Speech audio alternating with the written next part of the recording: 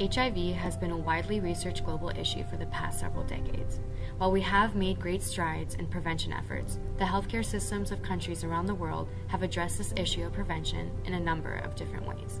But before we get into that, let's start with a little background information. HIV is a virus which attacks the cells of the immune system in infected individuals. The virus then destroys or impairs the immune system of the individual, rendering them vulnerable to succumb to a variety of illnesses. According to estimates by the World Health Organization, there were 36.7 million people living with HIV globally at the beginning of 2016. In 2015, there were an estimated 2.1 million newly diagnosed infections, as well as 1.1 million HIV-related deaths. The infection is transmitted strictly through the exchange of bodily fluids through either blood or sexual contact. Injection drug users are a population especially susceptible to contracting HIV through the sharing of contaminated needles. HIV transmission is 6 times more likely to be successful through contaminated needles than it is through heterosexual intercourse. This video will be focusing on HIV prevention, specifically among the injection drug using populations in 4 countries: United States, France, Russia, and Kenya. Because needle exchange programs have proven to be a successful tool in prevention efforts, we will be examining how these programs are utilized or underutilized in the healthcare systems of all 4 countries.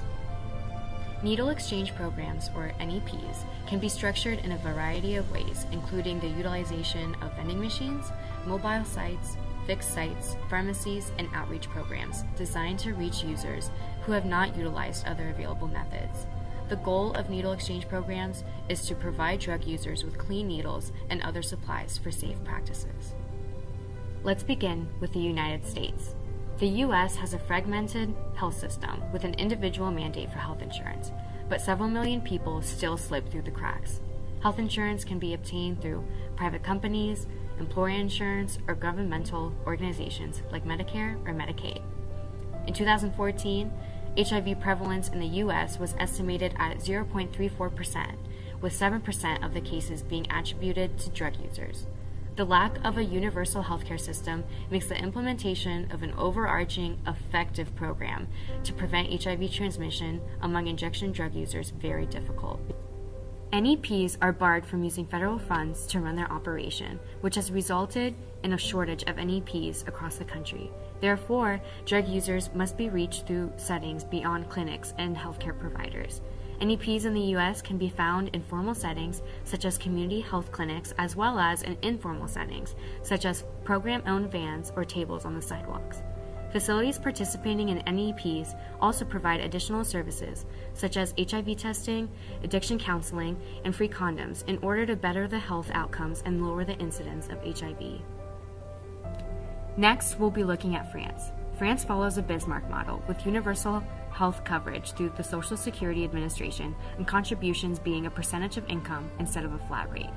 With relatively high health outcomes, France also integrates a harm reduction policy to prevent HIV infection. The system funds outreach services for injection drug users, and consultations with doctors and pharmacotherapy are fully reimbursed by the system and private insurance. France's HIV prevalence rate is at 0.4%, with an estimated 180,000 living with the virus and approximately 6,000 new cases each year. Of those with HIV, there is a 10% prevalence rate among people who inject drugs, which is relatively low compared to Russia and Kenya.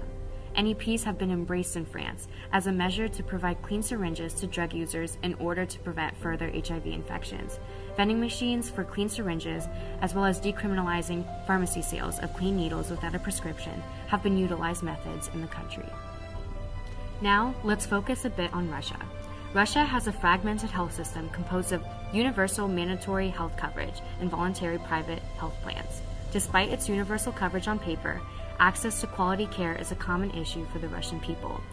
This has illustrated itself in generally worse health outcomes when comparing the country to its similarly developed European counterparts. Looking specifically at HIV, the yearly rate of newly diagnosed cases is currently 67 per 100,000 people. HIV prevalence is estimated at 1% of the entire population. Despite this growing issue, Russia's healthcare system is currently doing very little to address HIV prevention. This is especially true in its drug-using population, which currently makes up 54% of new cases. NEPs are scarce in Russia. Where they do exist, they are underutilized. In 2010, lack of government funding dropped the number of NEPs in the entire country from 80 to only 10. Cultural stigma surrounding injection drug use remains a major problem in prevention, and traditional values held strongly by the country continue to keep the healthcare system from building effective infrastructure aimed at lowering HIV incidence. Finally, we'll be discussing Kenya. Since the beginning of the HIV/AIDS pandemic, no region has been more plagued by the disease than sub-Saharan Africa. HIV prevalence in Kenya is 5.4%, being the 12th highest globally. Prevalence in injection drug users is even higher, at 18.3%.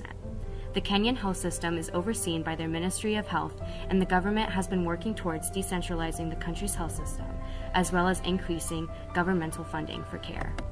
Although trending towards a beverage model, Kenya currently has a fragmented system with a combination of public funding, private insurance, and out-of-pocket payments. Due to the difficulty involved in accessing Kenyan users and high poverty rates, many needle exchange efforts are forced to take place outside of a clinical setting. After first being established, NEPs are underutilized, reaching less than 15% of the nation's injection drug users. But in 2012, 10 sites were established to increase access to needles. The Global Harm Reduction Institute reported that in 2016, 88.8% of injection drug users in Kenya were utilizing sterile needles. This is a nearly 33% increase from what was reported only 5 years prior. Risky sexual behavior remains the main mode of transmission. However, coupled with the country's relatively new drug-using population, the combined modes of transmission have only furthered the rates of HIV transmission. Across all 4 countries, the injection drug-using population has been greatly affected by HIV. Though countries like France have widely accepted harm reduction approaches to this problem, countries like the US and Russia are greatly underserving their at-risk drug-using population. Looking specifically at NEPs, the US only distributes about 22 clean needles per user annually, compared to a mere 4 needles per user in Russia, neither of which would be enough to supply a clean needle for each injection to the average user. Pharmacies remain a mode of clean needle access through purchase in all 4 countries, though barriers in their sale still exist.